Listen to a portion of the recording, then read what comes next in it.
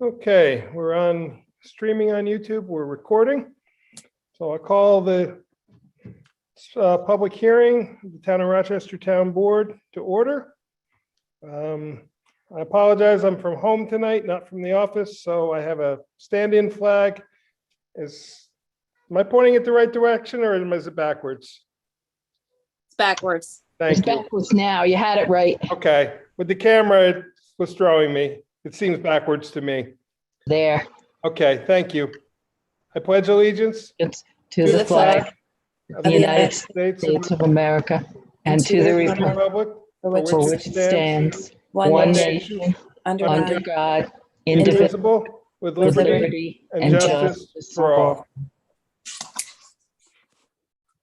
Okay, Kate, would you do the roll call, please? Councilwoman Anowen, Here. Councilwoman Hagen DePew, Here. Councilman Hewitt, Here. Councilman Paddock, Supervisor Baden. Here. Okay, the purpose of this meeting this evening is for local law number 2, a public hearing, 2 of 2021. This is an amendment to chapter 140 of the Town of the Code of Rochester, the zoning code. It is an amendment to add a new chapter 140-26A, which will be entitled Short-Term Transient Rentals. This is our second public hearing on this. We previously held one and have received comments. We have, the town board has made changes in response to those comments. We have resubmitted this version 2 to the Ulster County Planning Board and the Town of Rochester Planning Board for their comment and have received those. And we'll be going over those this evening. So what I'd like to do first is start by just walking everybody who is here in attendance through the changes that we made since the first version to make sure that everybody is on the same page with what we are proposing. It will be very, very short, but we'll just work our way through it. I have a red line version here, which shows the changes that have been made since the first version. So in the purpose section, we added a little more description of why we are doing this. Then working on also in the purpose, and there are some corrections that we made grammatically as well as informationally to make sure we were conveying. Throughout the code, we resolved places that were referred to as short-term transient rental and short-term transient rental unit. The short-term transient rental is the actual use. The unit is the physical structure. So we clarified and made sure we were using the proper terminology in the proper places. We clarified in the zoning section that this isn't to be an accessory use to residential, single family, and 2-family dwelling units. And the zoning districts that it is allowed in, instead of saying all except, we said the zoning districts it is allowed in. We also clarified to apply for a permit, the dwelling unit must be located on the parcel that is being reviewed. We talked about the density. They shall meet all density requirements for the zoning district unless they are pre-existing non-conforming structures. New construction dwelling units shall meet all the density requirements for the zoning district. We talked about, we added a section called prohibitions at the request of the planning board, the county planning board, excuse me. They gave us what is called a required modification that we remove multifamily dwelling units. They did not believe that they were appropriate. We also, at the board's discretion, removed commercial and industrial parcels and vacant property, which does not contain the residential dwelling unit. The reason being for that is, as an accessory use, it has to be accessory to something else. So a vacant property can't have an accessory dwelling unit if it doesn't already have an existing dwelling unit. So we clarified that. If people want to use a vacant lot for purposes of short-term transient rentals, they can apply for a campground use, or they could build a structure on the property which would make it the dwelling. We did, at the request of several commenters at the first public hearing, add an exception for alternative dwelling structures. This would be the travel trailers, campers, motorhomes, RVs that people sometimes use for these. We said, okay, you will be allowed to do this. However, you have to get the permit from the code enforcement office. You also would have to go through a special permit review from the planning board. This is because we want to ensure health and safety, and with a non-permanent dwelling unit, there's a lot more to review than if it is a building that is under the code enforcement and building department's jurisdiction for health and safety. We included the criteria for how that review would take place. This would be under the special use permit section of the existing code. An applicant could certainly ask for waivers from those sections of the code that they believe did not apply. We also added in that the vehicle must adhere to the standards of NFPA 1192. This is the code in the National Fire Protection Code that deals with these type of structures already. It deals with RVs, campers, those types of vehicles, similar to the way that the New York State Uniform Fire Building and Fire Code applies to buildings and structures. We also clarified that the vehicle placement would have to meet all the setbacks as if it were a principal structure. It would have to have an independent internal water and septic system. It would, we would require one parking space provided for each alternative dwelling unit. We clarified and added some definitions. Many of these are taken directly from the existing zoning code. We just put them in this section to highlight how they would apply. And then moving on, we talked about sleeping rooms. Sleeping rooms are rooms that are not a traditional bedroom that might be utilized in this manner for people to stay overnight, such as maybe an office or a den. They would not necessarily have the same standards that a bedroom requires. Primarily, it has to have two means of egress. And that is because if somebody, if a room were to become smoke-filled or something, overnight, people have to have two ways to be able to get out. So we clarify that all sleeping rooms have to meet the mandates for bedrooms. And the examples we give are the examples that bedrooms have to follow under the building code. The county planning board wanted the town to put a cap on non-owner occupied short-term rentals. They proposed that we do a cap based on, we grandfathered in the number of existing ones and make that be the cap moving forward. We did not feel that the town had a good inventory of the number of rental units that exist currently, and did not feel that we would be able to establish that number.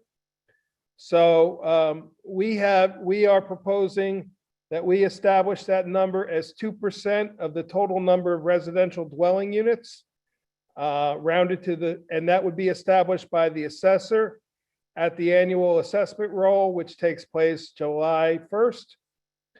Between July 1st and September 30th of each year, the town board would then develop that number, and then the open period for applying for a renewal of a permit or a new permit for the following year would start in October, and run through the end of December. I want to be clear, you can continue to apply throughout the year. It's not just that 3-month window. We just wanted to give people the ability to pre-apply so that when January 1 came, they could have their permits in place and ready to go. The board has decided at the request of the code enforcement officer that the permits be a January through December permit because it is easier to monitor and maintain. If they're rolling throughout, potentially renewals could be missed based on record keeping, and by making them all be renewable every January, it's a much easier system, and it's how we do many of our other permit renewals are a January through December period. For people who want to ask about what that number is, it is currently approximately 3,750. I believe the exact number was 3,733, but I would have to double check again with the assessor. That would amount to approximately 75 non-owner occupied rentals based on the current assess roll. Given the numbers that we think we have in the town of Rochester, we believe there are approximately 125 roughly short-term transient rental properties that are occurring. And so we feel that this would allow 75 of those 125 could be non-owner occupied. We feel that the 2% is a realistic number. I know it sounds small, but in the bigger picture, it is, we believe it's appropriate, although that is certainly up for discussion. We also clarify that resident owner occupied dwelling units shall have available an unlimited number of permits. So some towns say you can only have so many. We are saying that you can have as many as you would like if you were resident owned. We also will need to clarify the definition of owner occupied, and we are seeking some guidance from the county on that definition. And before we adopt a local law, my goal is to get a very clear, definitive definition of what owner occupied means. So we have added at people's request this initial applicable law. Property owners who have existing short-term rentals will have 90 days from the effective date of this law to apply for a permit. They are allowed to continue their operation until such time as a permit is either issued or denied. So once you apply, you would then be put on the schedule for your inspection. You will be put on the list to have all your information reviewed, and you have 90 days to start that process. During the process, you will be allowed to continue to operate as well until it is either issued or you are denied. If either one happens, then it is issued, we would transition into the permit. If you were denied, then you would have to cease operations until you could remediate the problems of why you were denied. Most of these other changes are all just clarifications of language.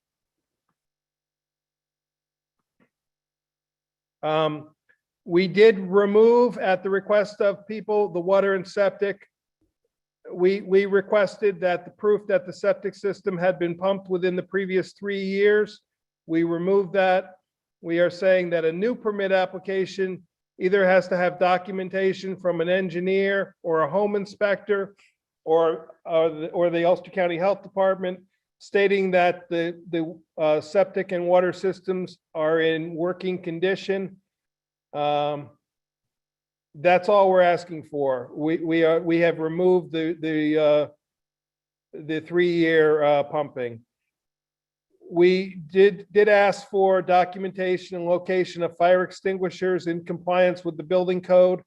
In conversations with a resident today, I will ask the code enforcement office to put together a one-page document that will outline for anybody applying that we will submit with the application permit packet, which will explain where they should be and what types of fire extinguishers they need to be, so people can do their homework on that.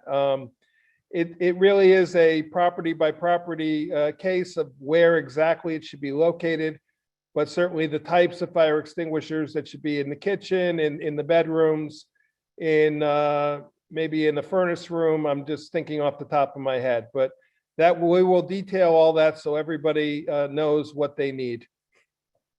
A kitchen cannot be occupied for sleeping purposes. This is New York State code. It cannot be treated as a sleeping room or a bedroom. House rules, I'm sorry, I jumped ahead there. My apologies. We have removed from the general permit regulations the requirement of the permit to be displayed in the window visible to the exterior. We are still requesting that the permit be displayed interior for the people who are staying there to view it. However, we have removed the exterior out of consideration for people who thought that that may lead to vandalism or notification that it is sometimes vacant. Again, in item number 4, we have removed the same thing. This was the emergency contact info. We will have that on file, so we decided we did not need that. In the house rules, we added one section that if your person has a fireplace or wood stove, it should be clear whether the person is the owner is allowing the renter to utilize that.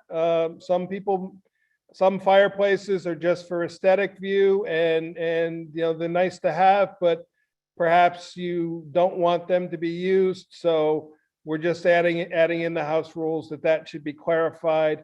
And if they are to be used, instructions on how to use them, because not everybody knows how to use a fireplace damper or a wood stove. Fairly common sense request. And that is an overview of the changes that we made. So with that, I'm going to go in order of how people are on my screen. I apologize, it may not be at the order you came in, but we'll go one by one. We'll hear your comments. If any board members would like to ask a question of the commenter after they finish, we can do that. Bear in mind that this is not a question and answer session. It's a time for us to hear you. If you have questions and ask them as part of your comment, we will gather them all and answer them at the end of the public hearing.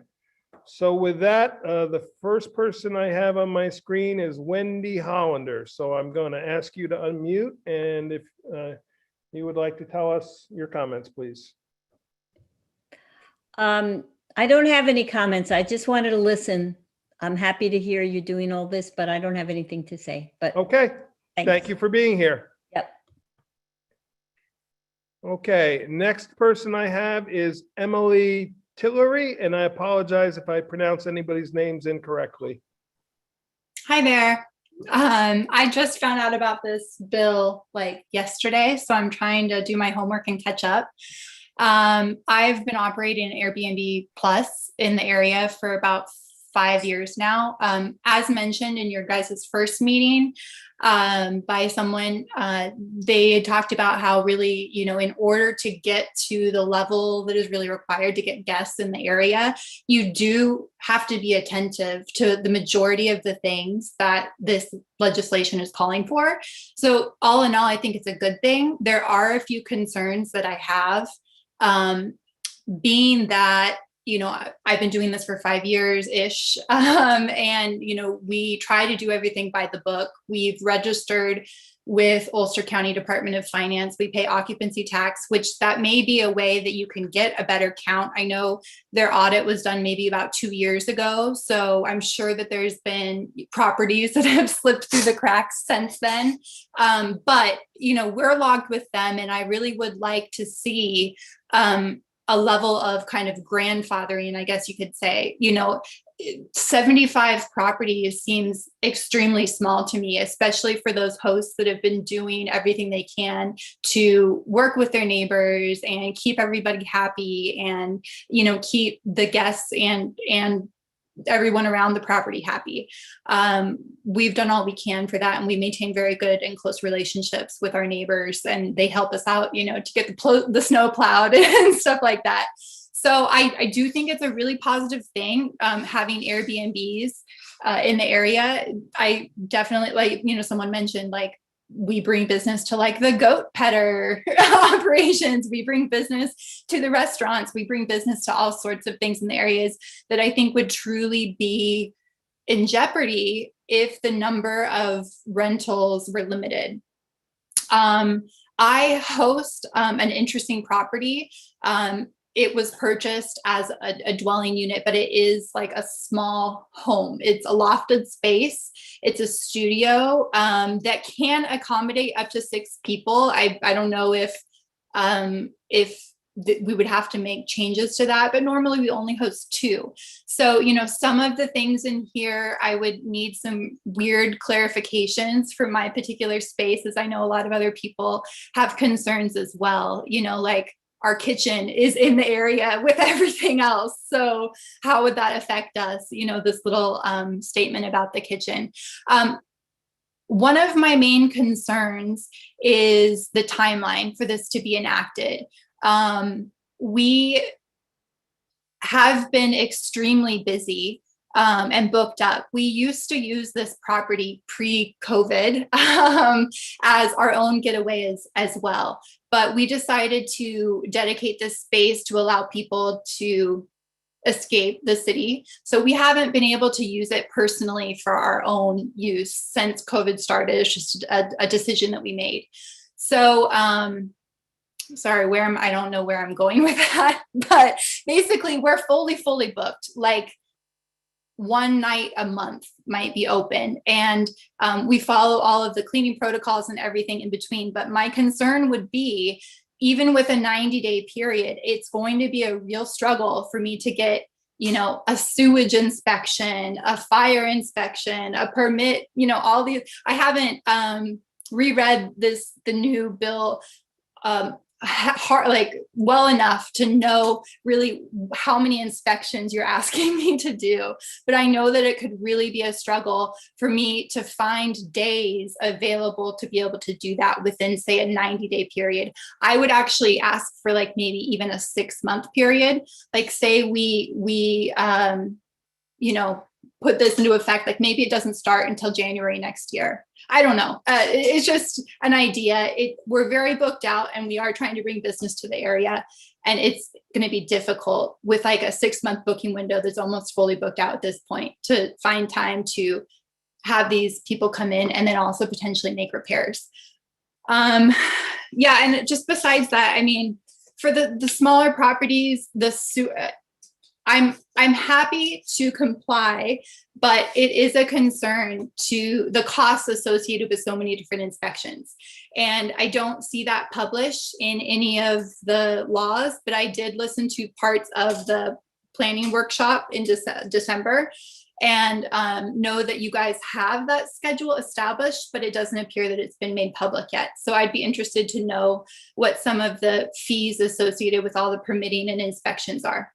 I can actually answer that. So the initial fee for the permit, which would include the fee and the inspection, would be a $200 a year fee.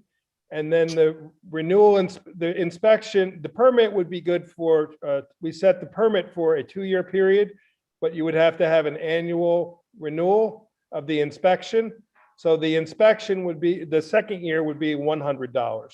Sure. And okay, sorry, I didn't mean to cut you off. Yep, no, but that's what the current fees that are that the board has adopted.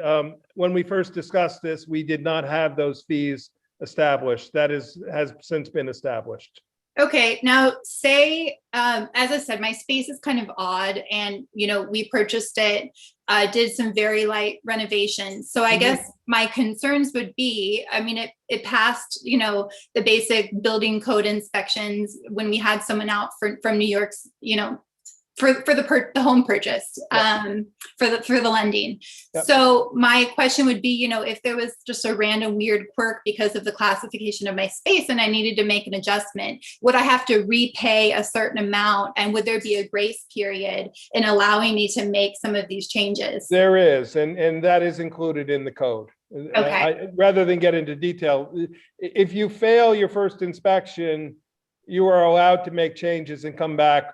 I believe, and I'm talking off the top of my head, I believe we allow one pass, and then if you still in the second inspection you fail, then you would have to pay for a new inspection. I believe that's how we did it. I would have to go back and look exactly, but that's what I remember. Okay, and then I did have a question on the zoning. Okay. Can we move on? Because we get a lot of Sure. people to talk, and we're kind of course. getting into a question and answer. No problem. Okay, thank you for your comments.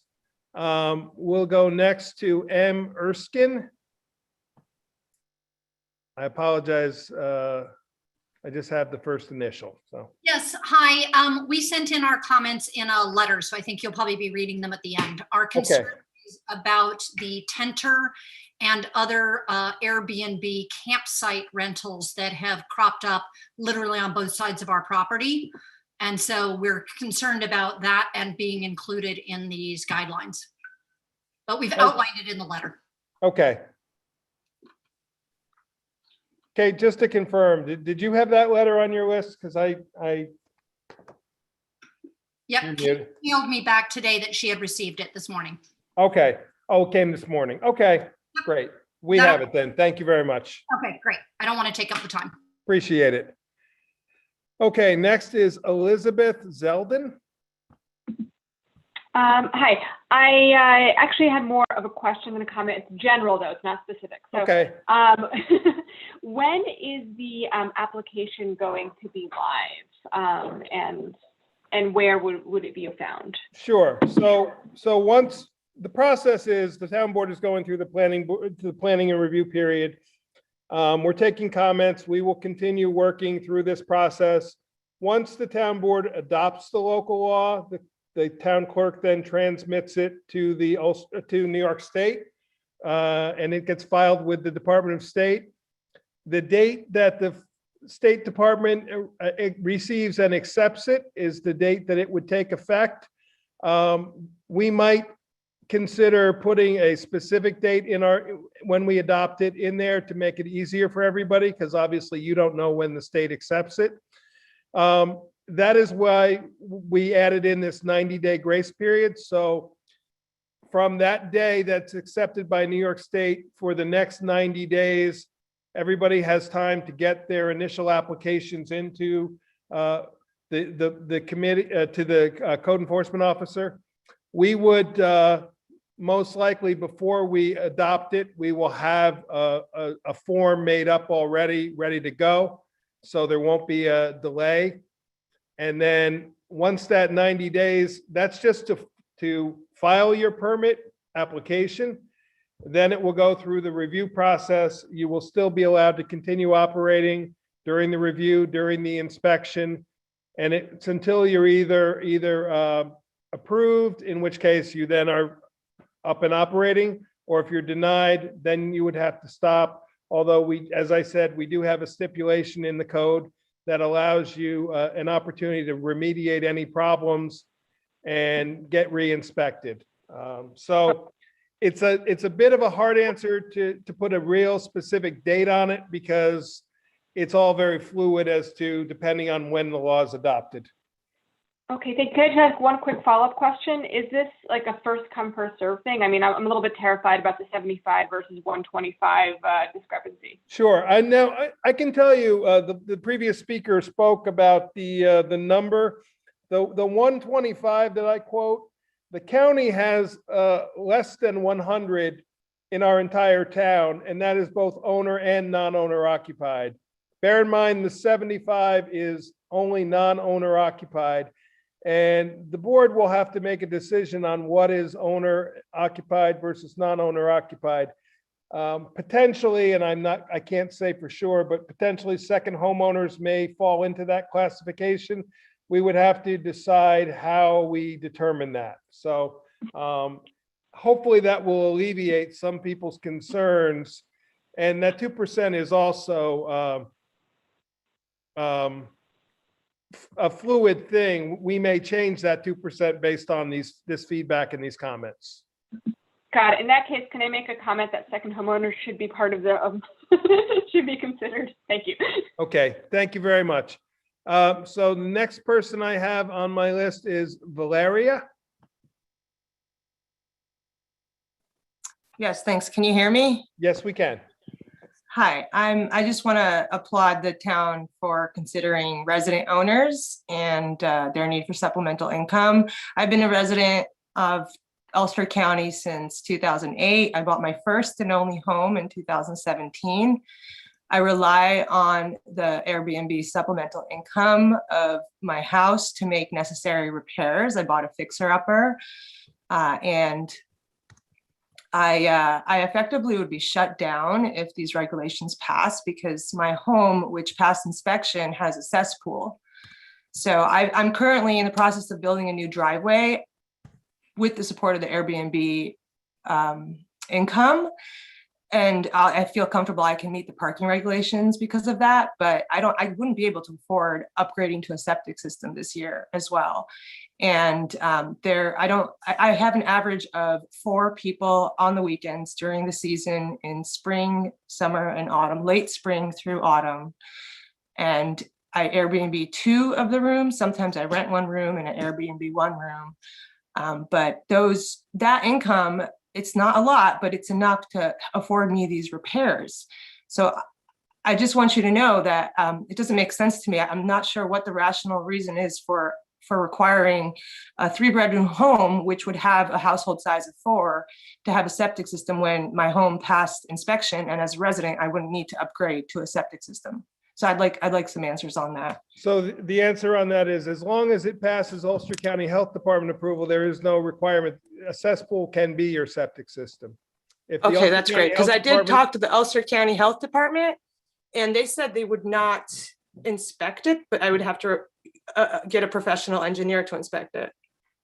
And that may be the case, but it's hard to answer question by question, very specific. So can you clarify in the regulations that a septic system would also include a cesspool that has been grandfathered in?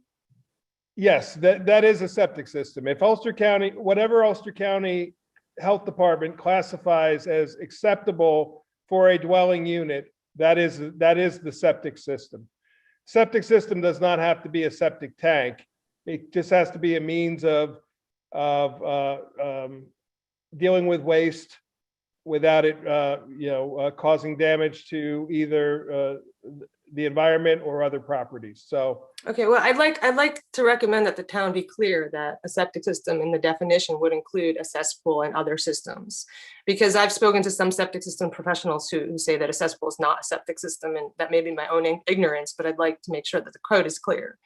Well, the code will state it must follow New York State septic code. If New York State will not allow you to live on a property without some type of dealing with your waste. So. Yeah, so I'd like some clarification that the cesspool would be included in that septic system definition. Okay, do you have any other comments? I think the cap is a great idea too, the 2% cap. So I appreciate your encouragement of having a stable residential homeowners here in this county. Thank you. Okay, next would be Grant Stinnett. Am I pronouncing that properly? Can you hear me? Yes, we can. Oops. Oh, okay, cool. Sorry. Nope, you're muted again. Sorry. Oops. There you go. Okay, can you hear me this time? Yes, we can. Okay. Sorry, I was just made aware of this meeting earlier today, so wrote up something really quick, kind of my thoughts on this and response to it. So I'll just read that out to you if that's all right. That'll be fine. Hello, my name is Grant Stinnett from 24 Burpo Lane. I do not support the proposed amendment to Chapter 140 of the zoning regulations in their current form. I believe that the proposed amendments will negatively impact homeowners and local professionals, as well as the local economy, in a dramatic and irreparable manner.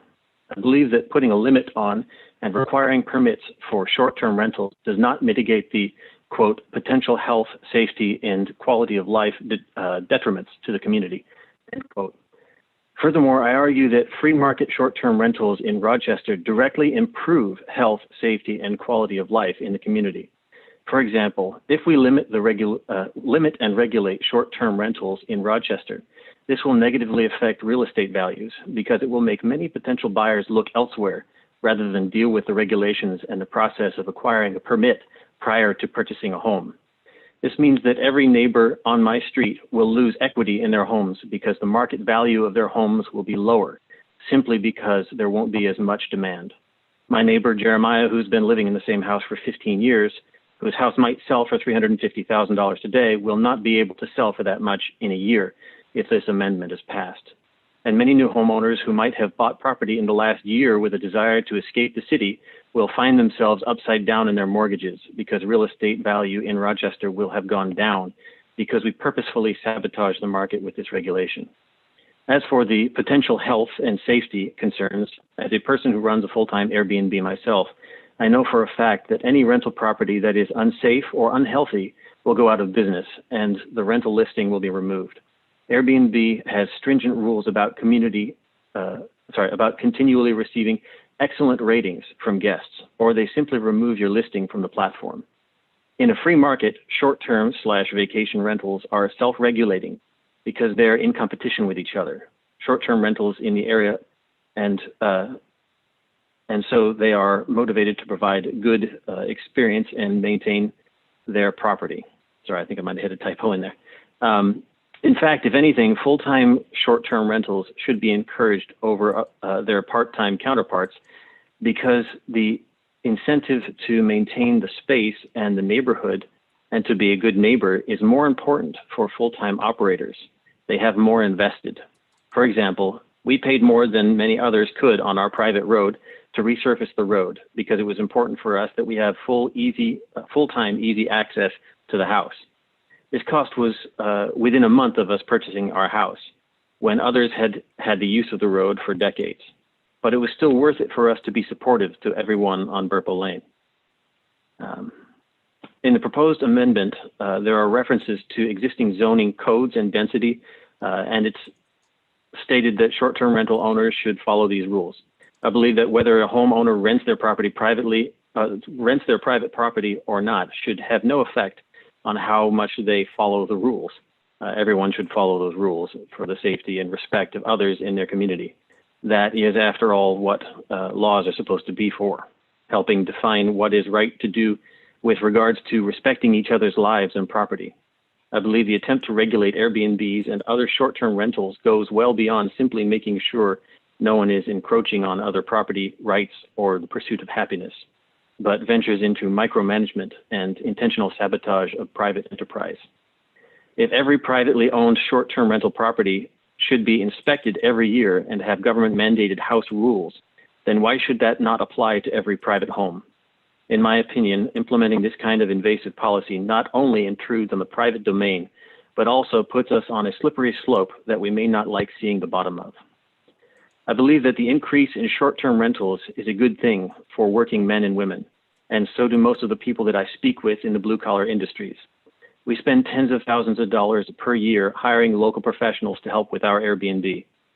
If this proposed amendment passes, many of those professionals will go out of business.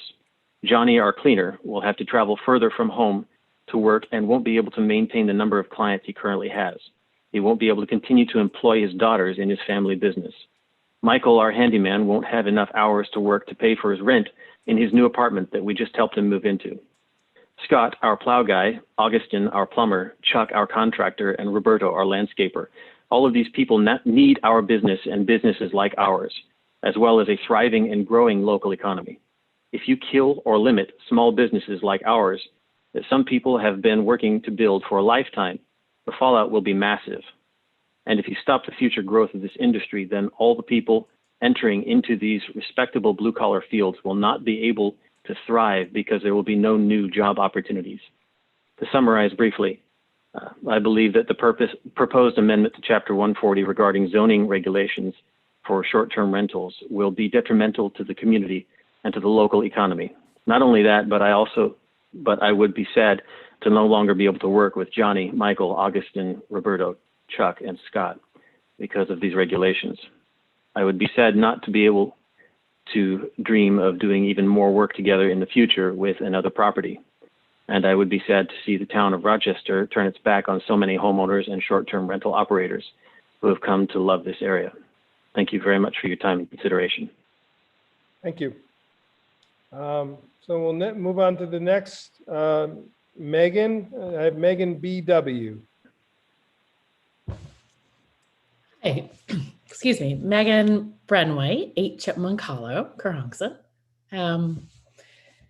So I am a real estate agent in this area and a resident, and I have a 2-family home on Maple Street in Kerhonkson also that I purchased for essentially my parents as they are getting older in their late 70s now. At some point, I hope to get them near here. In the meantime, we would love to have short-term rentals there. So I've had a bunch of experiences with this in a number of different ways. We also moved to Kingston for 2 years, rented our home in Kerhonkson full-time for that period. So what I can say is that I do think the number of 125 is quite low. I did a quick search on AirDNA and it was 138. That just represents a fraction.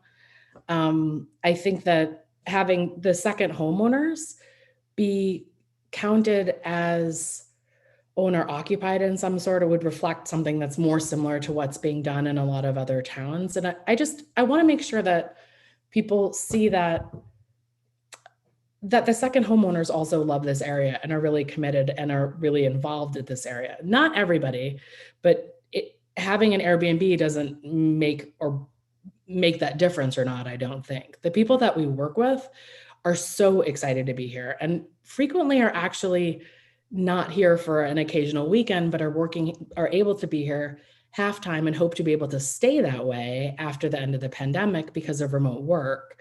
So for them, being able to Airbnb is super critical to being able to afford having dual residences, which I know is still a privilege, but it's something that we've seen many, many people who start out that way then come up here, open businesses, live here, start families, do everything that, as full community members, we would want them to do. And I think that's a really important point, is that for me, we think a lot about housing affordability, and that is a real thing. The prices are different. I mean, the prices are rising very quickly. We all know that. But I think the issue to some extent is that the prices are rising disproportionately for homes that are attractive to weekenders and the type of people who would also want to Airbnb at some point, or kind of dual residence people moving from the city. If there's a home, we sold a home on 209, beautiful 3-bedroom, 1-bath, that was sold for $185,000 because it's on 209, and that wouldn't be attractive to this audience. That price didn't probably get impacted so much by this stuff. And I don't know if it matters as much for affordability if someone buys an Airbnb that's $700,000 that would have cost $600,000 a year ago. So I think that if the town of Rochester wants to do something, or if we as the town of Rochester want to do something about affordability, that is something I would be super excited to learn more about. Are there options to give grants to first-time homeowners? Like, what can we do to create more affordable housing? And I do recognize the short-term rentals have an impact on how much people are willing to pay for a price. So I'm not saying it's unrelated, but I think it might be not tackling the problem as directly possibly as it could. What I'm afraid of with that, I'm just looking, I'm almost done here, is that essentially if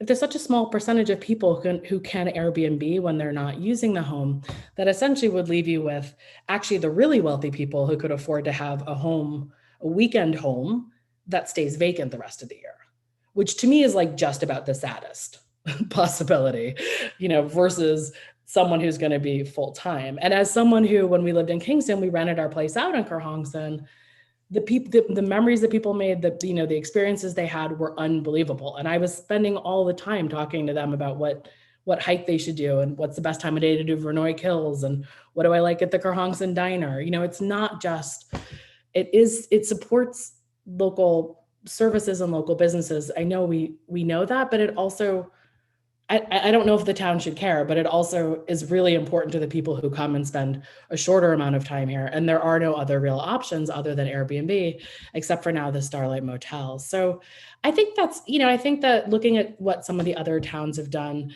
limiting the number of days that people can rent to something like 190, like that's a way to kind of do the owner occupant versus non-owner occupant, or limiting the number of pure investments. Although what Grant said was also very, compelling to me. And I think that I think there is a role for that as well. But it feels like this is a lot. It just feels like it's a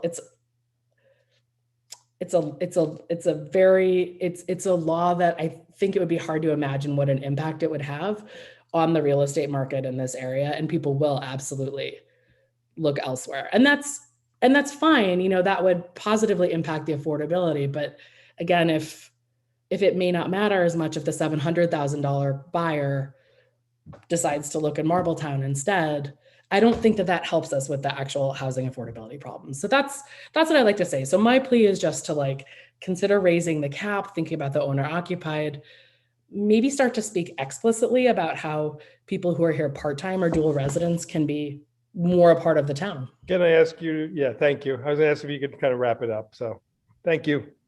I saw your eyes, so I knew it was. I apologize. Time was up. No, it's good. I'm wordy. Appreciate it. Okay. A lot more people to speak here tonight. So next I have, is it Liza Jurnow?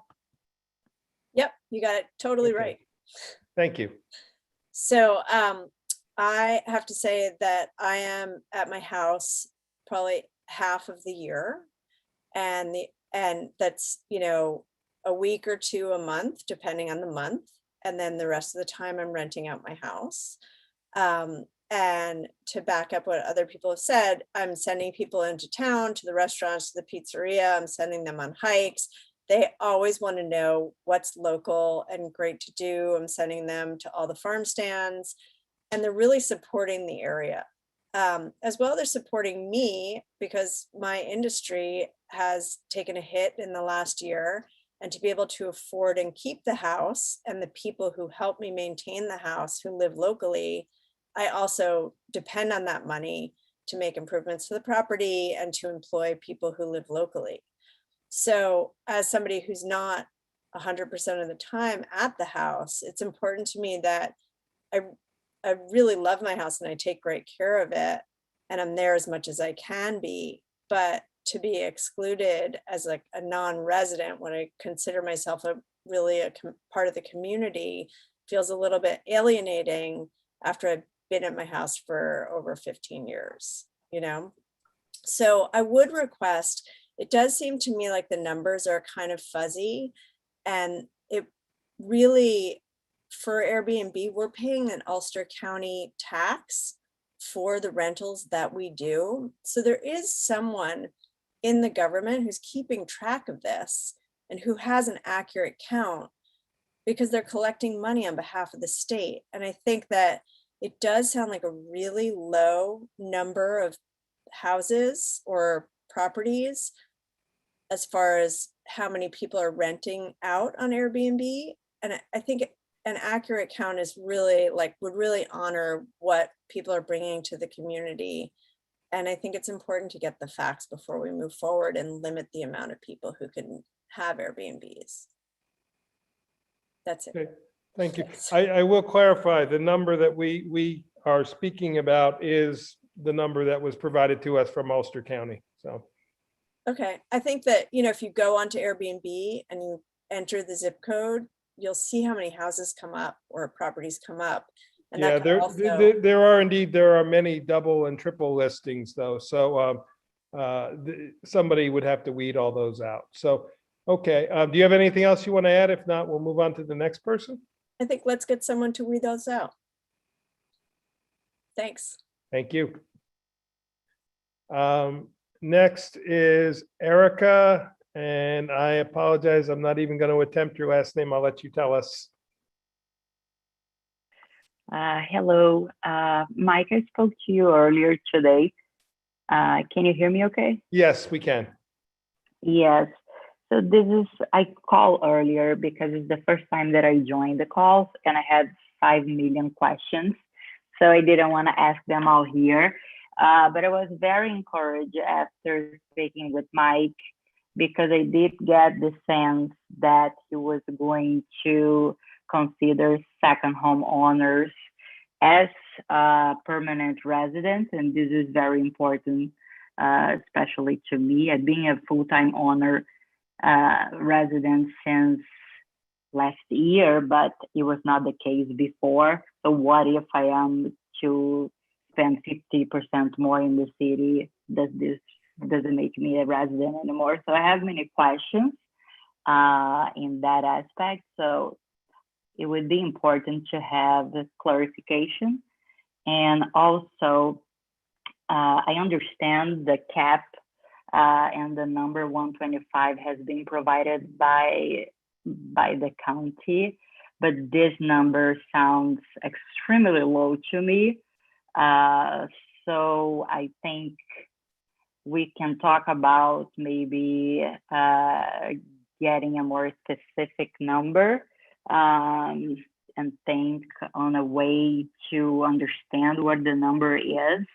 And that's all that I would like for us to consider. Thank you so much. Thank you. Okay, the next speaker, Dan Richfield. Yep. Can you hear me? Yes, we can. Hi. My wife and I moved up here in 2014. We bought a good sized piece of property with the intention of developing it and getting some rental income. All new construction. I'm a homeowner builder. We were almost done with our primary residence here. We've been here for the past 6 years. And I missed the beginning of this meeting. I just found out about it like while the meeting was happening. And I'm sorry to have to ask, but I was hoping could recap maybe, a couple of the key points that might be surrounding that might limit what our intentions are here to do new construction and for an investment property on the land that we own and live on.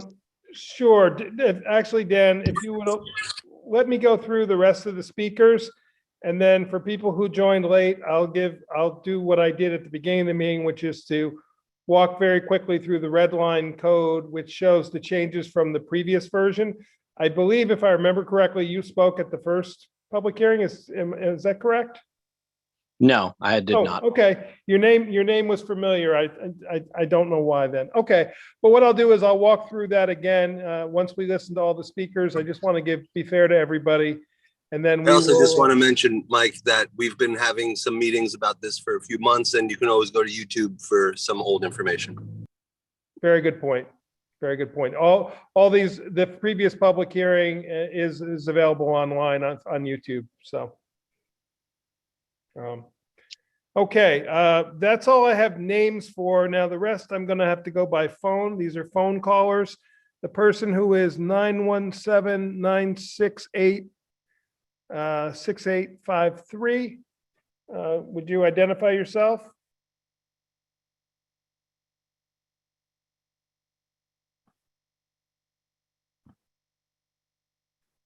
Am I unmuted now? Yes, you are. Hi, Mike.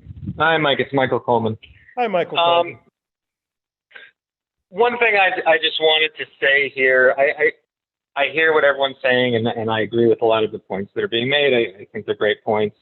A lot of what laws like this try to do is to find and strike that balance that I think Megan was alluded to in terms of making sure that this area remains accessible and that there are opportunities yes, for second homeowners and for people that are new to the county, but also for people who've been here and worked here their entire lives and were born and raised here and want to be able to continue to stay in this area. So I don't envy the board's position in trying to craft a code that addresses that.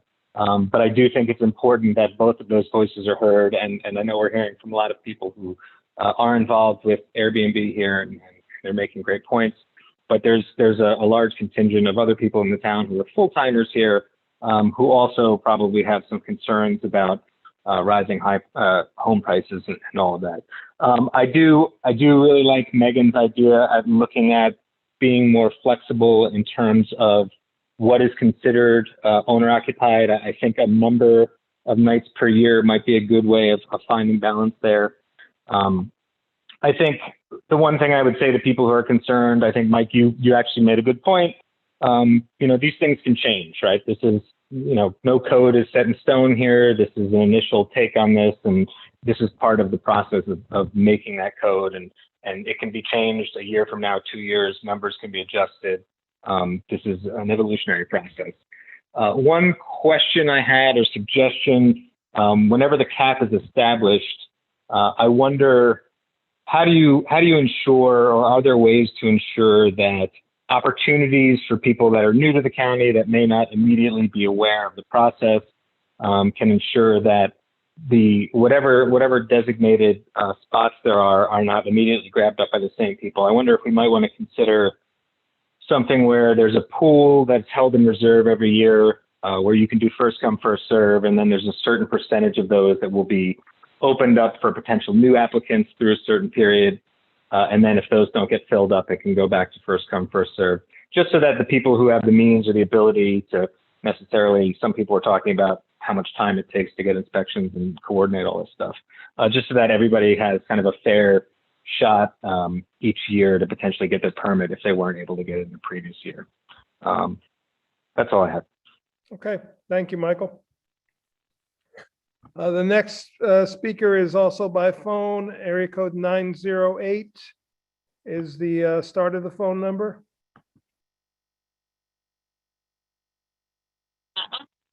Hello. Yes. Hi, my name is Diana Lau. I'm a part-time resident of Kerhonkson. My husband and I are currently fixing up our house and afterwards plan to rent it out on Airbnb during the times when we're not occupying it, which is usually going to be about half the week.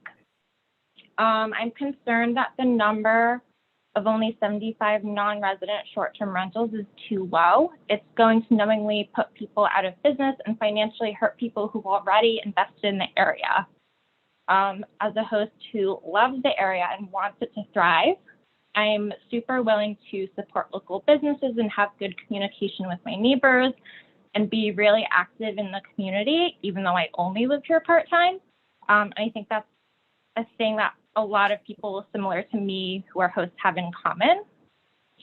So I find this cap as it is now to be really frustrating.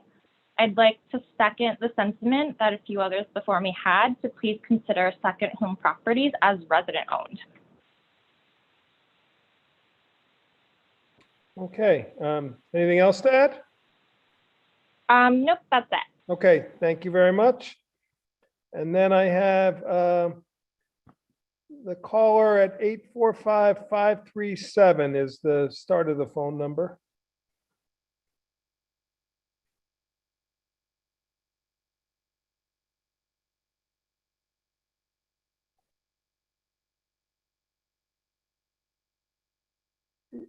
If you can unmute yourself. Aaron, do you remember it's *6 to unmute? Yeah, if you push *6 on your phone, it will unmute you.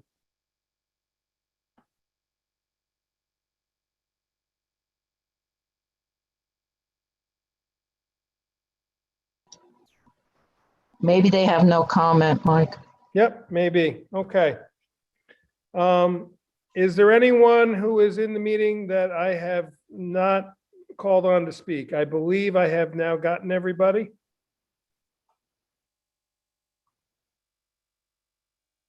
Okay, so at this point, I'm going to open it up for any of the board members. if they want to ask any further questions of any speakers, if they want to make any comments themselves. And I know it's a little unusual for public hearing, but we have so many people and so many comments. I just thought it would help the board if anybody wanted to do that. So why don't we just go in order? B, do you have anything you'd like to say? I have a question for Diana Lau. You said your residence is Kerhonkson. You are in the town of Rochester, correct? Yeah. We're in Kerhonkson, so that's considered Rochester. Not all of it, ma'am. Can you give me an address, a road address? We're at 301 Schwabe Turnpike. You are in Rochester. Thank you. Okay, thanks. Okay, anything else, B? Okay, Aaron? Yeah, I just had a comment. I just wanted to clarify for the speakers, because I felt like we've gotten an overwhelming side as someone else was speaking. In our previous public hearing, I think we heard from another group that were voicing concerns over their own quality of life being impacted by the prevalence of the short-term rentals in our town. So I just want to I want to kind of remind us of that. And one of the things that's come up is this idea of a cap, which is something that was recommended to us by the county that we do. In all the research that I've done and that I've seen, this is a good practice in order to preserve housing stock. And one of the things that I've heard come up a lot tonight, there seems to be a little bit of a disconnect between this idea of being a short-term transient rental owner who follows all the rules and does everything right and registers with Ulster County, but then also this idea that we can't trust the numbers that Ulster County is giving us. And what Ulster County told us is that we have less than 100 short-term transient rentals in our town. So when we came up with the idea of a 2% cap for non-owner occupied for this first, we were thinking that that would give a more generous, amount of permits than what we thought might exist here. And, we can't, if everyone here thinks that there's a lot more than that, then I think that's something that we do need to look at. And I think it speaks a little bit towards why we might need to research how prevalent this is, because we were trusting that the county's process, which was that they were going through and double checking and verifying, those as well. We were trusting that to give us an accurate representation. So I just wanted to say that that's what we were going off of. We were thinking we were allowing an unlimited number of resident, of owner occupied rentals, unlimited, and then establishing a cap of some kind of non-owner occupied so that we can balance between the needs of those business owners with the way that we're writing this law as an accessory use to a residence. Thanks, Aaron. Adam, you want to add anything? Yeah, Mike, thank you very much. And again, this is the purpose of public comment and public hearings and again, I think the board would all agree that we have got a tremendous amount of positive feedback. And, I love the fact that, this cottage industry, pun intended, is well used in the area. With that said, though, I do have concerns that, somebody that had to pay $200 or $100 a year would have to lay off a whole host of people or stop using local services. Hello. Yes, excuse me. Mike? Yes, we're gonna mute you right now because somebody else is speaking. Thank you, Mike. So again, as I was saying, the fee schedule is relatively small. Also, I have a concern that people have concerns that to bring their house up to a livable standard for a guest would completely shut down their operation. First, I think, maybe people are overstating what we're asking for. Number one, no matter what, is health, wellness, and safety. And whether that means water quality, parking regulations, fire safety, those come number one. And if the property, the house, the alternate structure can't accommodate those, then we simply can't have people in those. From a safety standpoint, I would also say that here in the town of Rochester, we do have a very unique area, and it's becoming more and more and more desirable as people telecommute, as opportunities to make significant money don't require them to be in New York City. And on top of that, having non-owner occupants, really what it does is it prevents a large corporation, somebody with a vast amount of wealth or a conglomerate to come up and spin it into short-term transient rentals, to continue to decrease our already low rental properties that are available to every regular everyday users. And yes, when you take a look at Airbnb, some of the properties that are in the town of Rochester, I didn't even know we had $1 million mansions that people could command $1,500, $2,500 a night. We're not talking about that. We're talking about the average one that's going for $150, $200 a night. That quite honestly should be a $1,200 or $1,300 a month rental for somebody that lives here in a school district. The other thing I'd say too is it's not just about Airbnb. I understand Airbnb but just like Uber and Grubhub have their low cost discount and sometimes unaffiliated counterparts.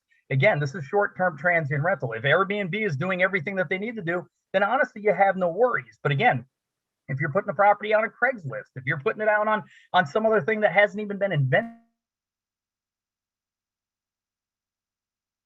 You're breaking up, Adam. Yeah. Your connection's really spotty here. Nah, my apologies, Mike. And again, bottom line is we just don't want to. Where 2/3 of the property are rentals and only 1/3 are for the people that actually live here full time. So again, I do appreciate everybody's comments, but I'd also reiterate what Chris said about going back and taking a look. But again, great comments from the public. And Mike, I'll turn it back to you. Yeah. I just want to let people know there's a lot of people commenting and making comments and stating in the chat room. That is not part of the record of the public hearing. We are treating this just as we would an in-person public hearing. So your comments are the comments you make verbally to us. I appreciate that you may want to react to what somebody's saying, but this is not meant to be a back and forth forum. So we have heard your comments on the law and the board will consider them. Chris, I'm going to give you a chance to speak here if you'd like. Chris Hewitt, one of our board members. Great, thanks, Mike. I wanted to echo what Michael Coleman said, and also Adam touched upon that this is a process. And when we first started working, excuse me? Go ahead, Chris. Okay, and when we first started working on this over a year ago, I think there were parts of the law that were overbearing, and we quickly considered and then adjusted. So Valeria, you made some great points.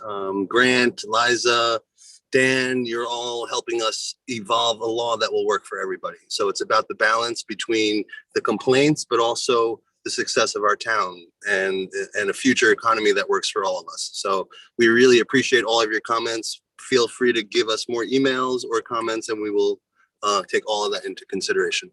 Thank you. Okay. I noticed 3 more people have signed on, so I'm going to go to the person that is,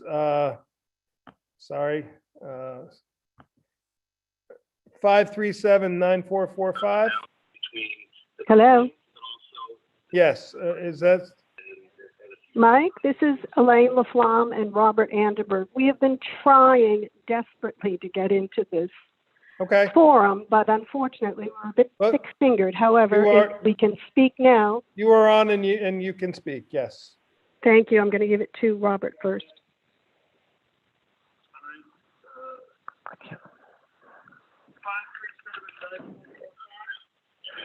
Hi, Michael. Can you hear me? Yes, we can. Oh, good. It's Bob Anderberg and Elaine Laflamme, and we would each like to just briefly comment. And first, we would like to thank the town board for doing what we think is an excellent job crafting local law 2. I know you've put a lot of hard work into it, and we appreciate it. We did have a concern regarding the 2% cap, and our present situation is that we own a house on Clove Valley Road. We've owned it for 36 years, and it was a principal residence for 22 years, although we now live on Lawrenceville Road. We also have 3 granddaughters who live in Accord. They are 13th generation town of Rochester residents.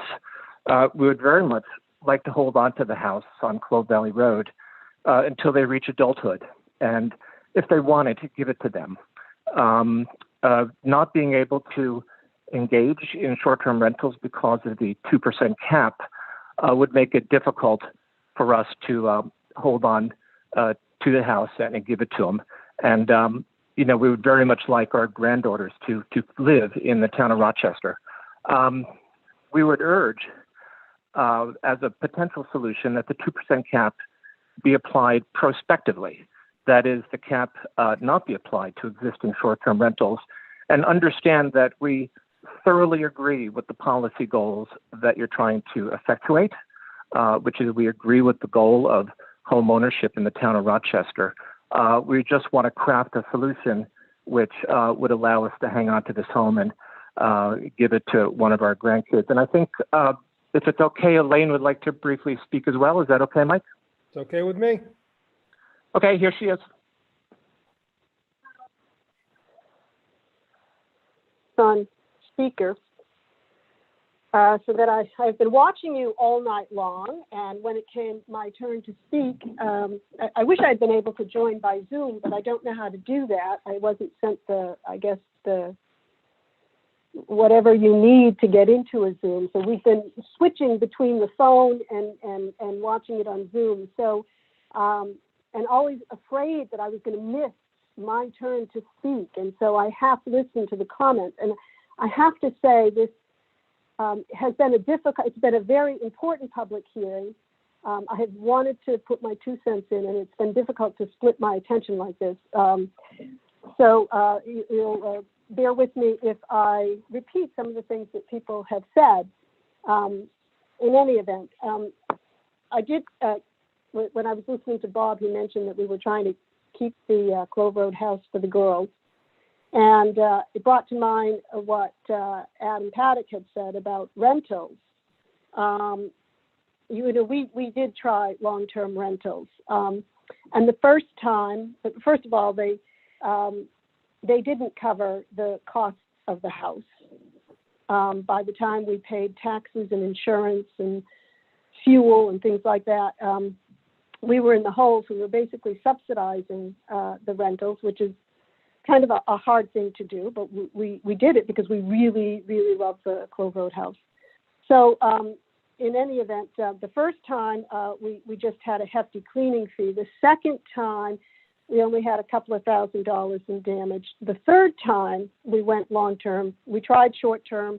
We weren't happy with that situation. We went back to long-term, and we had $10,000 in damage. So long-term rentals, and we've rented property when we lived in the city. We rented property out the whole time we were there. So it's not that we're novices, but long-term rentals are experienced. Granted, it was limited here just to about 7 or 8 years, but long-term rentals are difficult. We have found that the short-term rental is much easier on the house, and in a lot of ways, much easier on us. Plus, we've been able to turn it into a family business with Ryan and Jen, and even the grandkids pitch in. So let's go back to the cap. I'm really, I think there's been a proposal made that we try to find out exactly how many long-term rentals we actually do have. I'm not sure that, you know, I've heard conflicting numbers. I certainly agree that we should try to find out how many long-term rentals there are. There's one point I want to make is that I'm not quite sure what the goal is here, because we say on one hand that it is to encourage a bigger pool of houses for ownership and rentals. And on the other hand, we have a cap on what we're calling non-owner occupied dwelling units. Now, frankly, a lot of people are using those as short-term rentals to help defray some of the costs. So they wouldn't qualify because it may not be their permanent residence, but maybe someday it would be. On the other hand, people who are on a parcel can have as many dwelling units, all of which would be available for renters, and yet, as Mike said early on the meeting, they can have, because they live on the parcel, they can have as many as they want. And so why is it that because they put all these houses on one parcel and my two houses are on two parcels, somehow my house is necessary to serve the goal of preserving home ownership for renters and for you know, homes for renters and for ownership, but the person who has, you know, 3 or 4 houses on their property isn't held to the same goal. So in any event, I just thought that, I wonder if we're not also trying to limit the use of these, of people buying houses to use them solely for investment purposes. So I just wanted to be clear what the purpose is, because if the purpose is really to not have people use them as investments, there are other ways to do it that don't come down as hard on people who truly have an interest in the home beyond just investment. Either they plan on living in it, or like Bob and I lived in it for a long time and raised our son there. And that's it. My battery is running low. I'm totally frazzled with this technology and surprised by being so frazzled with it. But thank you for your work and thank you for your patience. Okay, thank you very much. The next person who has zoomed in is just identified as DC. Actually, they just disappeared. So the next person is identified simply as me, M-E. If you'd like to speak.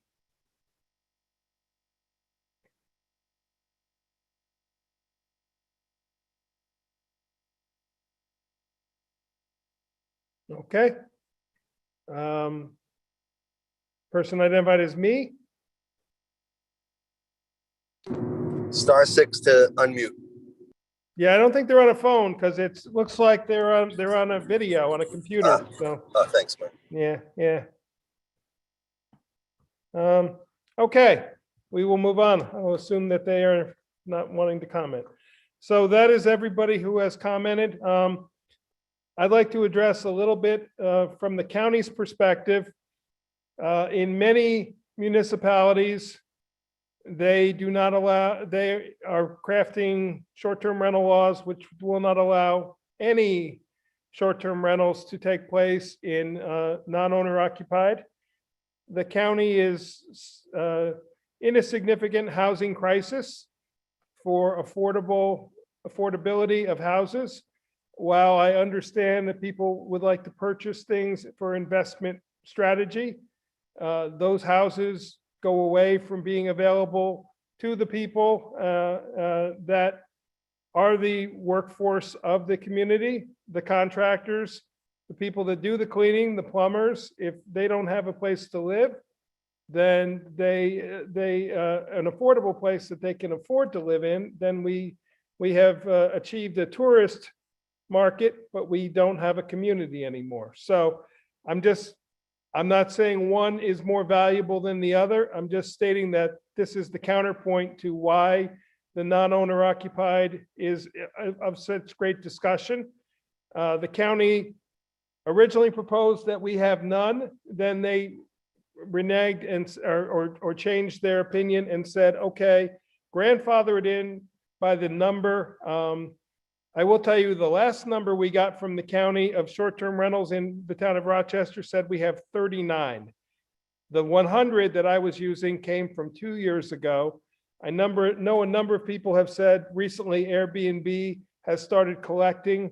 I will tell you that Airbnb refuses to identify to the county the location or the source of any of these sites that they collect from. They merely remit a total amount to the county for all the money they have collected from the county, and they refuse to identify the source. So it is not very helpful in the discussion if they refuse to identify the source. So in that manner, other than people registering directly, we don't have a good source of counting the numbers. So with all that, I just want to address a couple written comments that we have received and put them into the record. I'm not going to, we have received many, and I'm not going to read every one of them because they are all quite lengthy. But on December 17th, we received, so these are since the last public hearing, an email from Judith Karpova. I will summarize that she is in favor of regulating rather than banning glamping.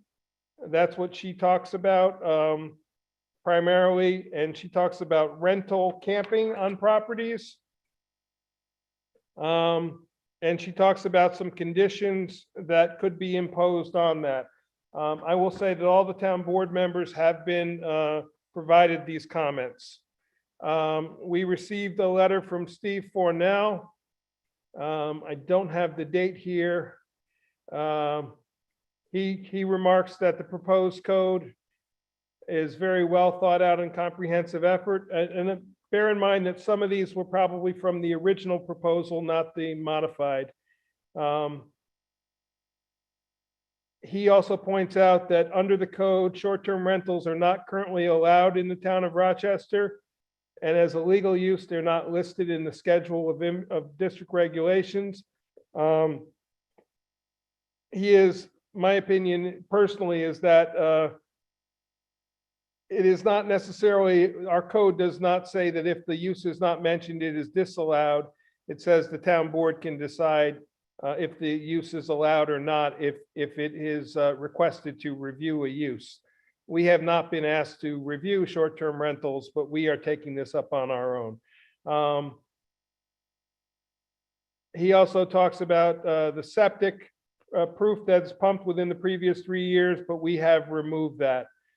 And he talks about living space availability of the properties. And he also makes some recommendations about the no tenting allowed as that people can go through the campground section of the code, which is what we are proposing. Next, we received a letter from Terry Ritter. She is an Airbnb host, and she has a number of neighbors who are also Airbnb hosts, and they have between 1 to 3 rental units, either on their property or within a 10-minute drive of their property. She says they send their guests to restaurants, farm stands, stores, and other small businesses in the area, good relationships with the neighbors, and they have house rules that address safety, noise, and respect for other neighbors' properties, and that they pay the occupancy taxes. She states that some would rent out structures classified as dwelling units, but some would be shut down, where we say that no person shall be housed in anything other than a dwelling unit. We did make the modification of allowing under the special use permit the alternative dwelling unit structure. She mentioned some are studios, tiny houses. I will point out that most things that are classified under building as a tiny house are not allowed under New York State Building Code to be occupied. They fly under the radar because they are on wheels and they operate as a vehicle, not a home. And so the whole tiny house thing. Now, there are varying definitions of what a tiny house is, and it's a term that is used and thrown about quite a bit. So she talks about the overarching concerns of our three primary issues: privacy, noise, and health and safety. She says the proposed law addresses health and safety. Other town codes address campgrounds, screening, noise, and parking. The regulations should be specific to these issues regardless of the structure's classification as a dwelling unit or non-dwelling unit. The unintended consequences demanding that a short-term rental be classified as a dwelling unit does little to address important issues. And very little will be done to rein in the offenders if the regulations do not address the issues that offend neighbors. Then from Maren Lindstrom, who, full disclosure, is the planning board chair, but she sent this as an individual. She says, regarding the frequency or need of pumping septic when renting, I'm sure the board is well aware that not only the number of people using a septic system, but how they use it and what they put into it determines when, if, or how it becomes clogged, blocked, or overburdened. She says posting house rules or emergency contact signage is ugly or cumbersome. That was a comment that somebody made during the last public hearing. She posts that or proposes that these are commercial enterprises and all commercial enterprises abide by minimum safety and management requirements. And she says regarding the comments that have been made that Airbnb self-regulates with rankings and stars, what she states, what the comment fails to realize is that the zoning law protects the health, safety, and welfare of the community. Airbnb is one of many hosting platforms, and the town zoning would regulate all rentals in all platforms.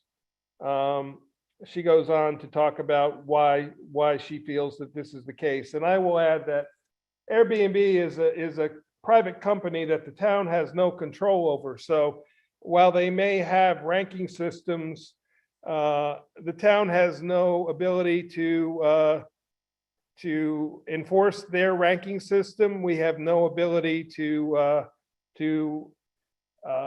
address complaints made through their system. They are an independent hosting agency. And I always sort of pose this scenario. Somebody may have the nicest, attic walk-up bedroom, and the person staying there thinks it's beautiful. But if there's a fire there, and they may give it great recommendations and great 5 stars, but if there's a fire there and there is not adequate access for that person to get out, we are in a very dire situation. So it's much more than rankings and rating systems and Airbnb's requirements. They are marketing a product, and their goal is to market that product. I'm not saying that they don't care about health and safety, but that is not their primary goal. And then we also received a letter from Susan and William Philibert, and they were hoping to come tonight. They want to thank the town board for all the time and care, and they are very happy with the overall. They would like to make a few suggestions. She thinks the code enforcement officer will have some difficulty doing annual inspection of all the properties in a short time frame. If we apply in December, trying to get them all done, it seems impossible. We have addressed that in saying that once you apply, as you get scheduled, you can continue to operate until such time as your inspection. So as long as you have applied within the window of time, the inspections will be scheduled through the code enforcement office. For the reason, they further state the reason to make this process less burdensome, they asked to extend the period is granted to 2 years instead of 1 year. The answer to that is all multifamily housings and any under New York State code, any commercial or rental facility that involves overnight sleeping accommodations must be inspected yearly. That is a New York State fire code. We don't have any option around that. Admittedly, if you are in a private residence, you are granted leniency and you do not have to get inspections at all. But private residences carry a great deal of privacy idea. When you are bringing the public in and renting to them, the town has the legal responsibility and liability to make sure that they are properly inspected for fire and safety regulations. So that is why the 1 year. And they ask about an appeal of a decision by the code enforcement officer. This is a very valid point. There is a process that any decision by the code enforcement officer currently can be appealed to the Zoning Board of Appeals. However, I would propose that we will add an appeal section into this code, just sending people to the right place in the zoning code so they know the process if they want to appeal. So I will propose that we add a short paragraph or section to address that. Next, we received a letter from Andrea Tang. She agrees with the principle of putting in place regulations that ensure the safety of the community. That she feels, like many other people, that the cap is very limiting. She states that it's how many local businesses thrive during the off season, with more people renting and visiting year round and new business emerging. She said this is a thriving visitor and wedding destination, and the cap will limit the economic benefits of being situated in our beautiful town. And she proposes that people will go to surrounding communities. And she also posts that it's an unusual time now, and in normalized circumstances, we would want the revenue from short-term rentals to showcase local purveyors and local builders, contractors, property managers, and tradespeople. She goes on to say, she proposes some alternatives, understanding the number of Airbnbs currently on the market in town, and then increasing the cap to a more reasonable percentage of permits. 2% is punitive, is her comment. Restricting how many days homeowners are able to rent out property to deter potential buyers who plan on renting out properties full time. She suggests maximum of 40% of the year. She says some homeowners would like to reside there the majority of the year and have the option to rent rather than have the property sit vacant. She also says instead of putting a cap, increasing the fees for rental permits to deter too many renters. She also proposes putting in restrictions on limitations on investment properties, not second homes. And she also proposes waiting until the market is more normalized post-pandemic to understand the true impact of home values and affordability. Next, a letter from Martha Erskine, who is on the call or was on the call. No, she still is. She says that she attended the December 9th meeting and have read the current proposal. The particular concern is that the proliferation of camping sites that are short-term rentals advertised through Airbnb and Tenter. The regulations for such camping, glamping sites is not clearly outlined in the document. We're hoping that the regulations being proposed will include such camping facilities so these areas will be addressed. She talks about the fee, about owners renting out such sites must recognize the increased vehicle and noise traffic they bring to the area. Occupancy of camping sites. She talks about parking and requiring people to park only in designated off-street parking sites. And she talks about landscaping and privacy concerns. I will say that this code is not designed to deal for the campgrounds. We have said in this code that they will not be allowed under the short-term rental law, and they will be treated as campgrounds, which has a very clear process in the town code already, which does address all those aspects that you brought up of landscaping, and they are reviewed through the planning board, who takes all those into consideration. We received comment from Jeremy Weisberg. And he is a resident enthusiastically writing to submit comments. He appreciates our taking the time to think through the impacts. He's supportive of taking measures to better oversee short-term rental activity and ensure proper safety, quality, and availability while creating valuable additional revenue. He's supportive, however, the 2% tax cap, or not tax cap, excuse me, 2% cap on non-owner occupied is quite limiting and narrowing in scope.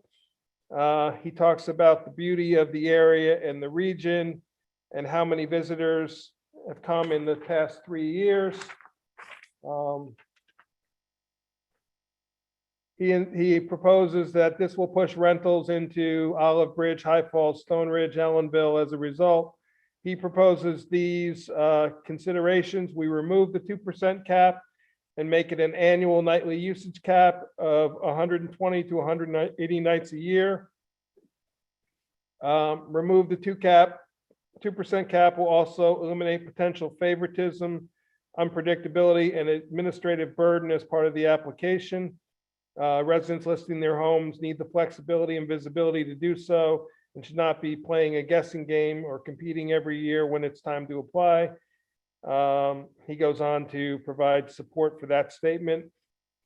He says residents wishing to pursue short-term rentals for the first time apply and be approved throughout the year instead of just during a set window. That's a misunderstanding on his part. There is not just a set window. It will be throughout the year. However, once the cap is filled, that would be the extent of non-owner occupied for that year. So I do understand his point. He proposes charging an additional fee from residents for listing their non-owner occupied short-term rental. And we would have to check with our attorney if that is even legal. I don't believe we can have two different fees, one for owner occupied and one for non-owner occupied, but we can certainly inquire. He proposes consider imposing a new annual tax break for permanent residents who do not list their homes as a short-term rental property. That's a very nice idea, but I don't know how we would fund that. And number 5 is to focus more punitive restrictions on the use of investment properties and multifamily units as short-term rentals.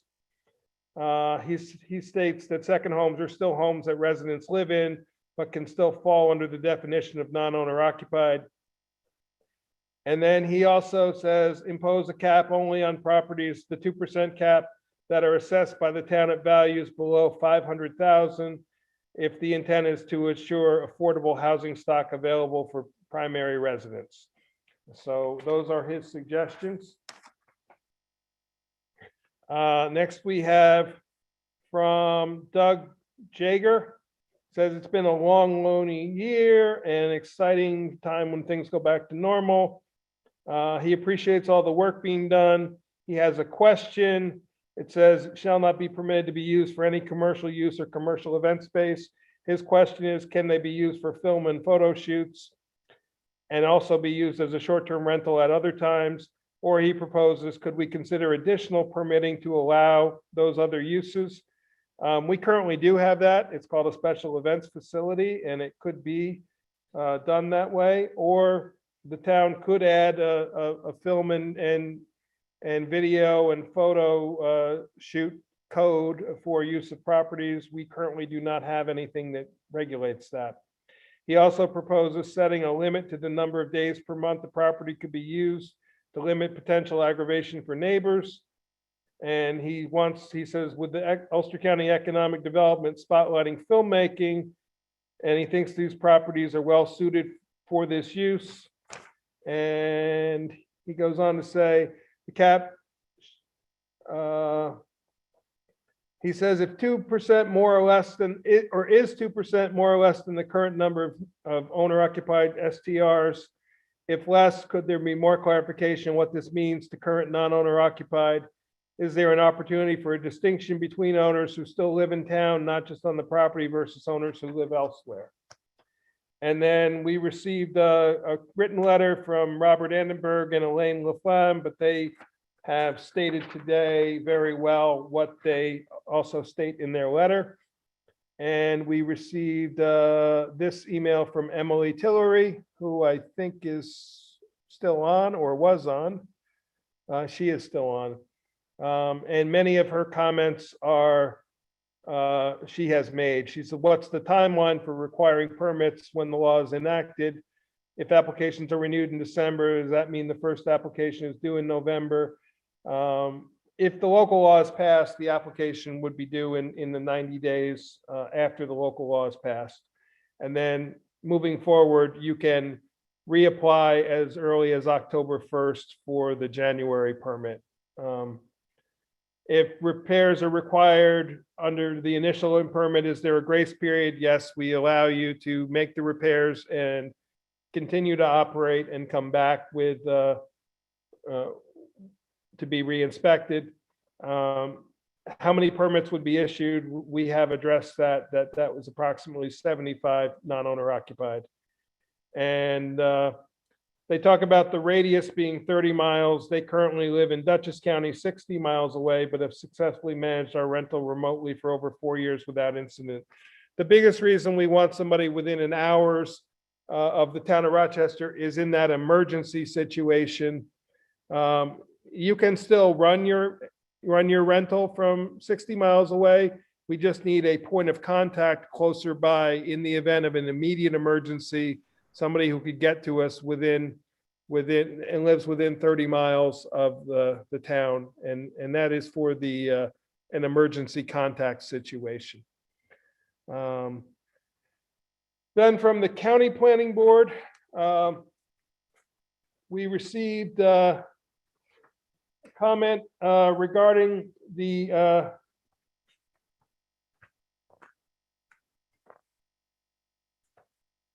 apologize, I have misplaced my county planning board's comments.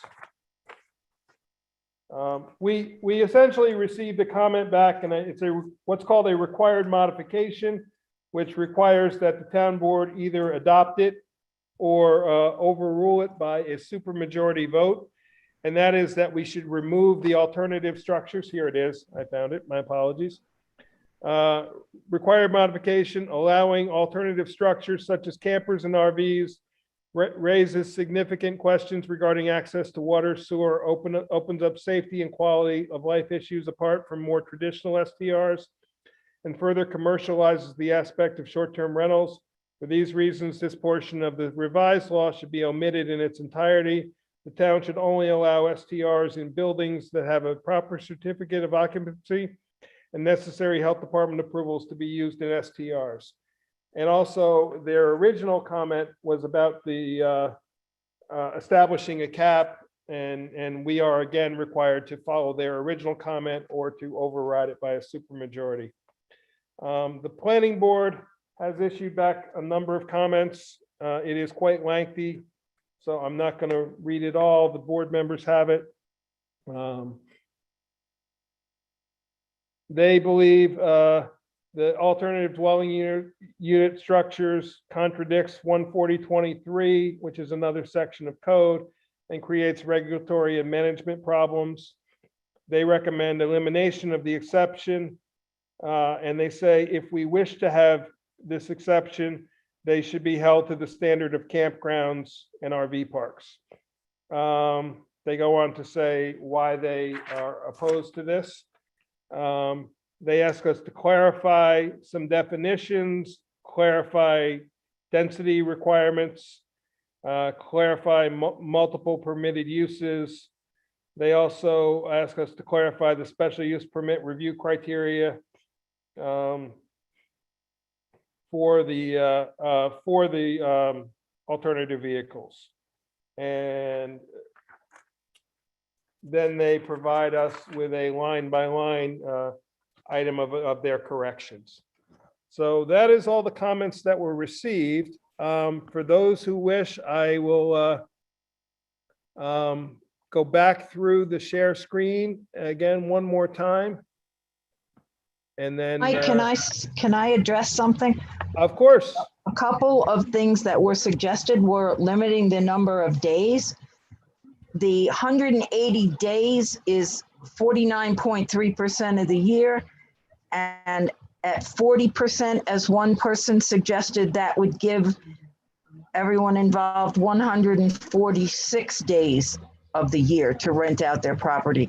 I'm not sure how they feel about that versus limiting it to 2%. It may hurt them more if we limit the days. So yeah, and that's a very valid point to bring up. I appreciate that, because so you're suggesting that doing days instead of percentage. Yes, I did the calculations while you were reading, and that's what it came to. Like I said, the person who made the 40% in their note suggestion is 146 days, and at 180 days, that's still a little less than half a year, 6 Right. months. Right. And I will say that, the people who have owned their second homes for a long-term time, I realize that those are not being taken out of the housing stock. We have had and seen a great proliferation of people buying up homes as soon as they are on the market at much higher rates than what they normally would sell for. Yes, that's good for the seller. It's not necessarily good for the community if all our turnover of housing stock, or a large percentage of it, is going into rental units that are long-term or short-term. Bear in mind, anybody who wants to rent their home for more than 30 days consecutive, if you want to rent out your home for a 2 or 3 month period of time, or even for a 31-day period of time, this law does not apply to you. You are exempt from this law. You are treated just like any other landlord, and it is a rental situation that you are doing. This is specifically for the short-term 30 days or less, which is defined under New York State as a defining point of short-term and longer-term rentals. And it's also how some taxation is dealt with as well, versus 30 days. It's based on less than 1 month. So anybody renting for a greater period than 1 month and it's got to be consecutive to the same person, you are not falling under this law. Hey, Mike. So I'll just quickly run back through this again. Hey, Mike. Hey, yes, Mike. Erin. It's Erin. Hey. Yep. Before we move on, there was one question that came up in one of the public comments you read. Yep. And I thought it would be really useful to clarify it. I'll just take a couple seconds. Sure, please do. He asked about a use that he was doing, but also had short-term rentals. And the thing he was asking about was our restriction that a property that was for commercial or industrial use. He was asking if it was because of that he couldn't do it. I just wanted to clarify the way this law is structured is that it's an accessory use to a residence. So all that part is saying is it can't be an accessory use to a commercial use. It can't be an accessory use to an industrial use. But if you have the density and you have a residence on your property and you also have a business, but you have the density to do that, that's okay as long as the short-term rental is an accessory use to your residential use. So I just wanted to clarify that. Correct. So you could in theory have a different area that was used for photo shoots on your property. You just couldn't use the unit that is the short-term rental unit itself for your photo shoots. So thank you for that clarification. Adam or Chris, do either of you want to add anything else? I see Adam shaking his head no. So very useful public comment though. Yep. Yes. I'm good. Thanks, Mike. Okay, so let me just run back through for anybody who wishes, and then once I do this, we will be closing or not closing the public hearing, but closing the meeting for now, once the board decides what our next steps will be. So we added some language, and these are changes from the original iteration of the code, which was presented December 9th. There was another version that was presented way back in 2017. This is all an ongoing thing that has come out of that original. So we've added clarification in the purpose.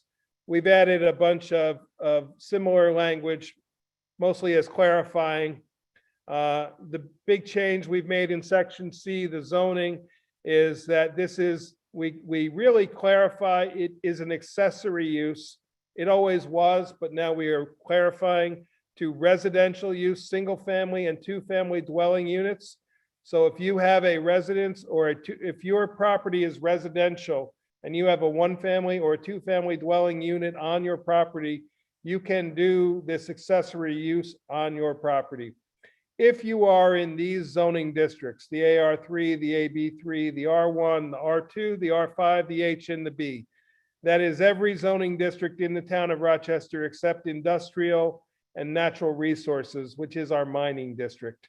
We do not want to encourage housing in those two districts. A residential dwelling unit must be located on a parcel in order for you to apply, which means you can't apply for a short-term rental on a vacant lot.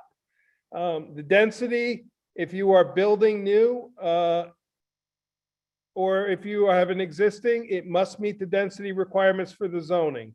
So unless it's a pre-existing non-conforming. If it already existed before zoning code, then you're fine. It's a pre-existing non-conforming structure. If it did not, and say, for example, you're in a 2-acre zoning district and you want to have a short-term rental unit and your own main house, you would need to have 4 acres of property to have 2 dwelling units on your property. So they have to meet the density instances. Prohibitions, we added this section. We are prohibiting this up from multifamily dwelling units. Obviously, in a multifamily dwelling unit, not every person living there is essentially buying into this process. So you cannot short-term rental a multifamily dwelling unit. You can, however, as we said before, do a 2-family unit. Parcels utilized for commercial or industrial purposes. So you can't have a commercial, a business, or an industrial purpose as being your main use and saying, I want to do a short-term rental. It must be a residential use. Again, the vacant property, you cannot have an accessory use to something that doesn't exist. So if you don't have a residential structure already on your property, you can't have an accessory structure on your property. So you must have, if you want to do this on a vacant property through the use of camping, then you would have to apply to be a campground as defined in 140-2 of the code. This is the exception that is currently there. This is the one the county and the local planning board are recommending we remove. This is an alternative dwelling structure, which would be a travel trailer, camper, motorhome, RV, that type of thing, not a tent. And these would be located on a parcel. And if you wanted this, you would go to the planning board for a special use permit, and you would also secure the permit from the code enforcement officer for the rental permit. And this is the criteria that the planning board would review under. They would review under 140 special use permit application process. Waivers could be applied and requested, or requested and applied for anything not applicable. Your vehicle also has to adhere to the standards of the National Fire Protection Association 1192.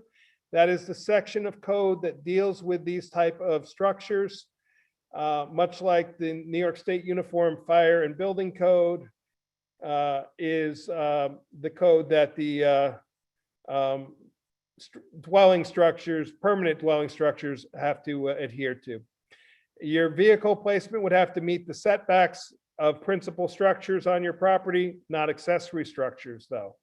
We would want you to be treated the same as if it was a principal structure.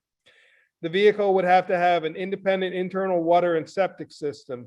It can be a composting toilet, it can be a holding tank that is emptied, it can be any of those, but it cannot be, oh, they're going to use the bathroom in the main house, or as one person advertised on Airbnb, go bathe in the creek. And I know that sounds a little unbelievable, but we actually had to deal with that, which is illegal, by the way, according to the DEC.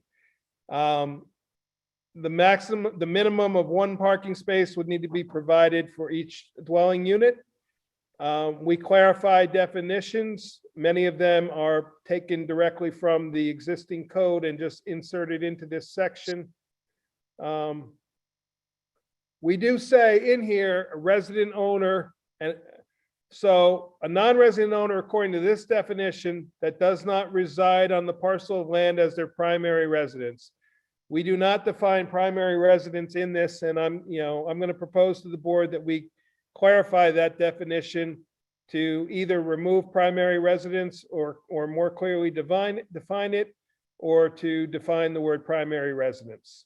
And we're working with the county in that aspect. We deal with the definition of what a sleeping room is. These are rooms that are not your typical bedrooms. It could be an office.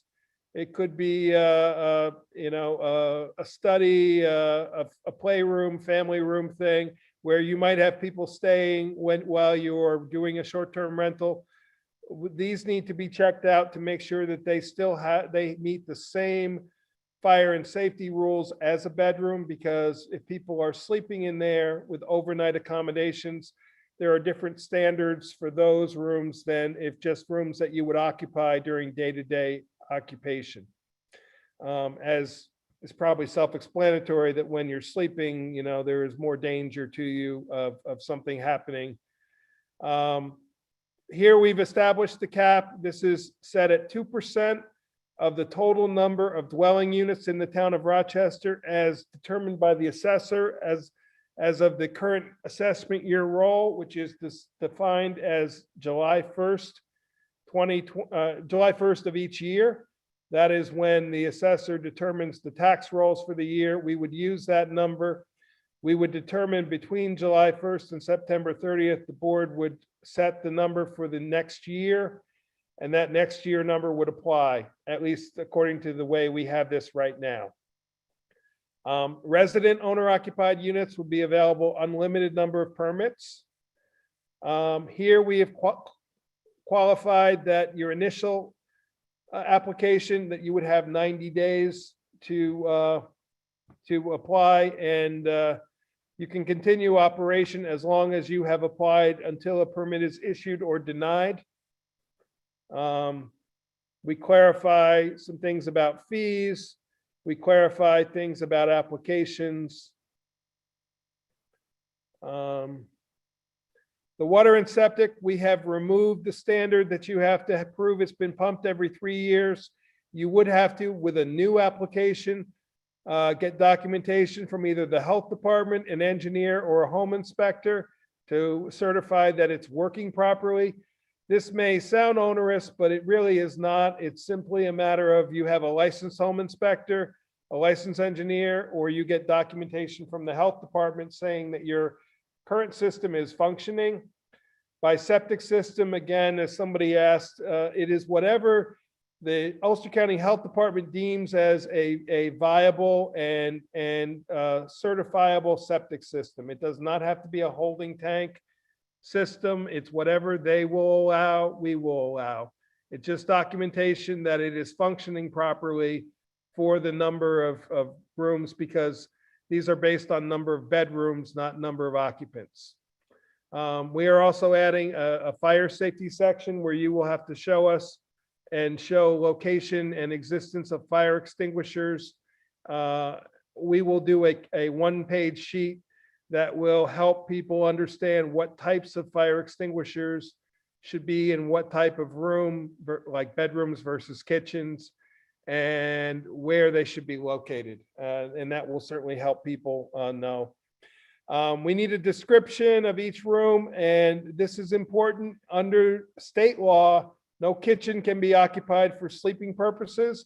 I know there are some sort of studio exceptions, and those are exceptions under the building code rule where it's an all one room thing. That's different than this situation. What this means is you can't suddenly put some cots or a sofa bed in your kitchen and make that a sleeping room as well. And the reason being is that obviously there is a better propensity for fire to start within a kitchen area. We've elaborated a little bit on the house rules. We have removed the requirement that we had put that the permit should be visible from the exterior of the dwelling. A copy must be posted interior. for your occupants so they know that you are permitted. We also have removed the requirement of posting contact information on the exterior of the building. It will need to be posted interior as well, along with instructions for calling 911. And we have added a house rule that if you have a fireplace or wood stove, that there is proper instructions of how to operate those. Many people who are not familiar with those get in a situation where they don't know how to use them properly, which raises the possibility of fire. And that is, I believe, the extent of the changes that are proposed from the original. So let me stop share. Okay, long meeting, a lot of people commented. Thank you all very much. What's the board's option? We can close the public hearing, keep it held open for written comment. We can hold the public hearing and schedule another one at some other time, once we have conversation about if we want to make any changes. If we do make any substantial changes, and we will have to check with Mary Lou if changing the cap is considered substantial, we would then have to either open a new public hearing, or we can hold it open indefinitely with no new date and announce a new date later, or we can close it and reopen it, or we can hold it open for written comments. So those are our three options. I definitely think we should hold it open for written comments, because while I wasn't able to like read the chat, I could see lots of things popping up, and I think people should have a chance to submit additional comments. Great. Okay. Adam, B, Chris? I agree with you. I agree with Aaron. We Okay. should leave it open Okay. for comment. Me too. I learned more today and I'm looking forward to additional comments. Okay, so I'm thinking, I'm hearing we hold it open. I mean, people can comment written anytime, but we hold it open at this time, and we will discuss these changes amongst in a public meeting. And we will not be talking about this by email, but we'll discuss these changes in a public meeting, determine where we want to go, what we consider, make whatever changes we make, and then we will reset in the next public hearing at that point. Is that what I'm hearing from the board? Okay. Yes. So I'll make that motion then, that we hold the public hearing at a date to be determined. I'll second. Okay, Kate, that's a roll call vote. Councilwoman Allen, Aye. Councilwoman Hagen DePew, Aye. Councilman Hewitt, Aye. Councilman Paddock, Aye. Supervisor Baden. Aye.